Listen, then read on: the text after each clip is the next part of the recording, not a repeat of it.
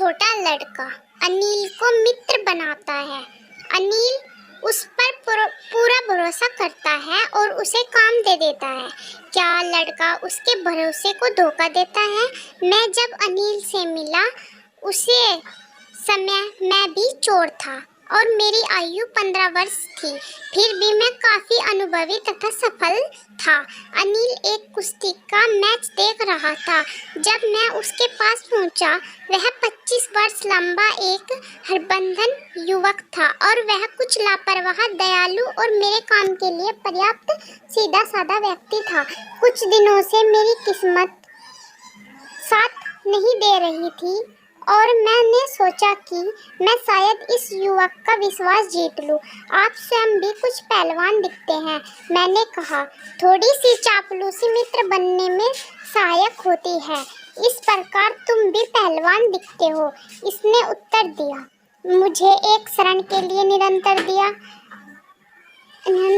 क्योंकि उसे उस समय काफी दुबला पतला था। ठीक है, मैं विनम्रता पूर्वक कहा। मैं थोड़ी कुश्ती करता हूँ। क्या नाम है तुम्हारा? हरी सिंह, मैं झूठ बोला और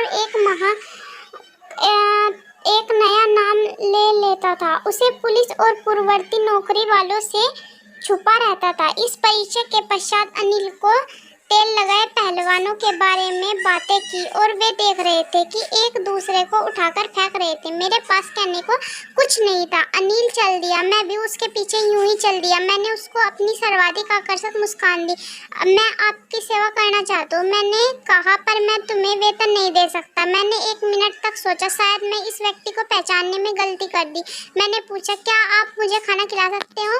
क्या तुम्हें खाना पकाना आता है? मैं भोजन पका सकता हूँ। फिर मैं झूठ बोला, यदि मैं खाना पका सकता तो शायद मैं तुम्हें खिला सकता हूँ। वह मुझे अपने कमरे में ले गया और जमुना मिठाई भंडार के ऊपर था तथा बोला कि तुम छज्जे में सो सकते हो। उसे रात को जो भोजन पकाया वह उससे ही खराब रहा होगा क्योंकि अनिल ने उसे एक आवारा कुत्ते को खिला दिया तथा मुझे जाने को कहा, पर मैं आसपास मंडराता रहा, आकर्षक तरीके से मुस्कुराता रहा और वहाँ भी हंसी बिना रह सका। बाद में उसने मुझे एक सर पर थपथपाया और कहा, कोई बात नहीं, मैं तुम्हें भोजन पकाना सिखा दूंगा। उसने मुझे अपना नाम लिखना तथा उसने कहा कि वह शीघ्र ही मुझे पूरे वाक्य लिखना और संख्या जोड़ना सिखा देगा। मैं बहुत आभारी था कि एक बार मैं किसी शिक्षक व्यक्ति की बातें लिखना सीख गया और मैं बहुत आगे बढ़ जाऊंगा। अनिल के लिए काम करना सुखद था।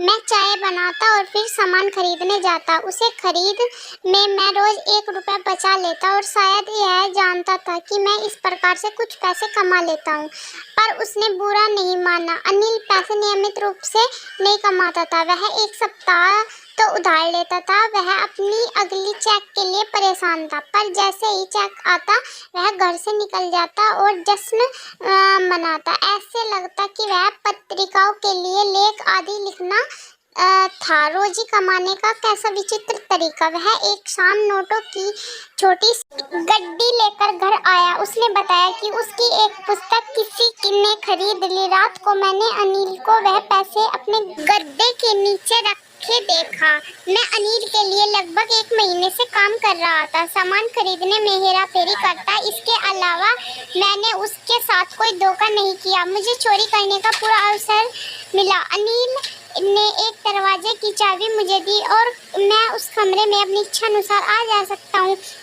उसे जैसा विश्वास करने वाला व्यक्ति मैंने आज तक नहीं देखा। इसी कारण उसे लूटना इतना कठिन बन गया।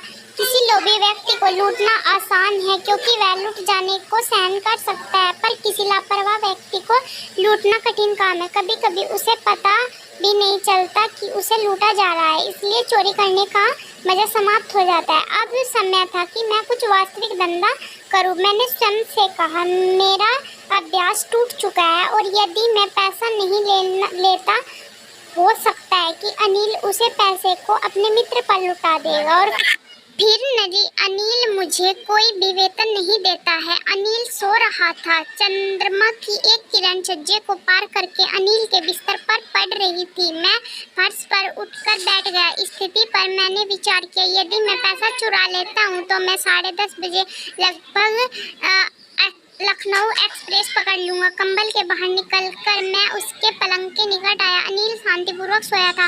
उसका चेहरा साफ और कांसुयुक्त था। मैंने अपने चेहरे पर अनिल से अधिक निशान था और मेरे निशान अधिकतर चोट लगने वाले दाग के थे। मैं अपना हाथ गद्दे के नीचे डाला तथा नोट तलाशे। तब नोट मुझे मिल गए तो मैं बिना किसी आवाज के उन्हें निकाल लिया। अनिल की नींद में एक आह भरी और मेरी करवट बदले में चौंक गया तथा वेग से कमरे से बाहर निकल गया।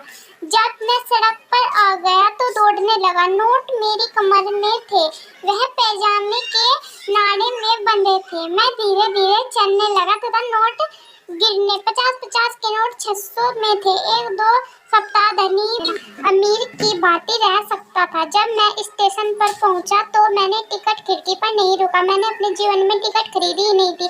मैं सीधा प्लेटफार्म की ओर भागा। लखनऊ एक्सप्रेस अभी अभी चल पड़ी थी। अभी उसकी गति नहीं आई थी और मैं किसी डिब्बे में उछलकर चढ़ सकता था, पर मैं संकोच कर गया। क्यों संकोच किया, इसका कारण मैं बता नहीं सकता और मैं वहां से भाग जाने का अवसर खो दिया। जब गाड़ी चली गई तो मैं हमको वीरान प्लेटफॉर्म पर अकेला खड़ा पाया। मुझे पता नहीं था कि रात कहाँ काटूंगा। मेरा कोई मित्र नहीं था क्योंकि मेरा मानना था कि मित्र सहायता काम करते हैं, तंग करते हैं और मैं स्टेशन के निकट किसी छोटे होटल में ठहरकर लोगों के मन में जिज्ञासा पैदा नहीं करना चाहता था। मेरा एकमात्र परिचित व्यक्ति वही था जिसे मैं लूटा था। स्टेशन से निकलकर मैंने बाजार के धीरे धीरे गुजर रहा था। चोर बनने के अल्प समय में मैंने लोगों के चेहरे का अध्ययन करना सीख लिया था और जब मैंने उसका सामान खो जाता था तो लोभी व्यक्ति को दिखाता। धनी व्यक्ति क्रोध और निर्धन व्यक्ति स्थिति को स्वीकार कर लेता है, पर मैं जानता था कि अनिल के चेहरे पर चोरी का पता चलने पर केवल उदासी ही झलक दिखाई देगी। पैसा खो जाने के कारण, विश्वास खो देने के कारण मैंने स्वयं को मैदान में पहुंचा और वहीं पर बेंच पर बैठ गया। रात बहुत ठंडी थी। नवंबर की शुरुआत थी। हल्की बूंदाबांदी ने मेरी तकलीफ बढ़ा दी और मैं शीघ्र ही तेज वर्षा होने लगी। मेरी कमीज तथा पैजामा मेरी त्वचा से चिपक गए तथा ठंडी हवा मेरे चेहरे पर थापड़े मारने लगी।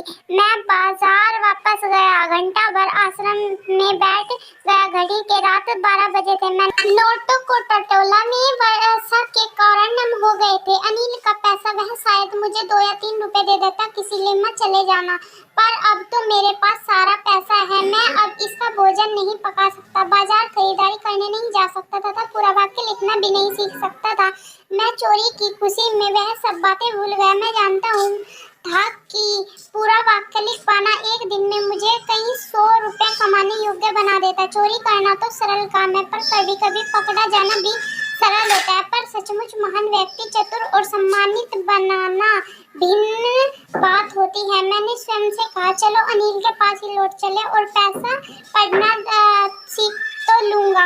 मैं तेज कदमों से घबराया हुआ कमरे में लौटने को चल दिया, क्योंकि चोरी करना जितना आसान है उतना ही धन को बिना पकड़े गए लौटा पाना सरल नहीं होता। मैंने धीरे धीरे से दरवाजा खोला और फिर दीवार पर खड़ा रहा। बादलों की चांदनी छिप रही थी। अनिल अभी भी सोया हुआ था। मैं उसके पलंग के पास गया और अपना नोट लिया, हाथ निकाला और मैं सांसों को हाथ पर महसूस किया और क्षण में निश्चल खड़ा रहा। फिर हाथों ने गद्दे का किनारा खोजा और नोट उसके नीचे रख दिए। मैं अगली तय उठा पाया कि अनिल पहले ही चाय बना चुका था। मैंने अपने हाथ में मेरी ओर बढ़ाया और उसकी उंगलियों के बीच में 50 का नोट था। मेरा दिल बैठ गया। मैंने सोचा, चोरी पकड़ ली गई, कल मुझे पैसे मिल गए थे। उसने बताया कि अब तुम्हें नियमित रूप से वेतन मिला करेगा। मेरा हौसला बढ़ गया, पर मैंने नोट थमा हुआ देखा कि वह रात का वर्षा के कारण अभी भी भीगा है। आज हम वाक्य बनाना शुरू करेंगे, वह बोला। वह जानता था, पर यह बात उसके होठों से और उसकी आंखों से प्रकट हुई। मैंने अनिल को अपनी सर्वाधिक आकर्षक मुस्कान दी और मुस्कान थी बिना प्रयास के स्वयं आ गई। अगर आपको हमारी वीडियो अच्छी लगी तो वीडियो को लाइक एंड चैनल को सब्सक्राइब जरूर करें।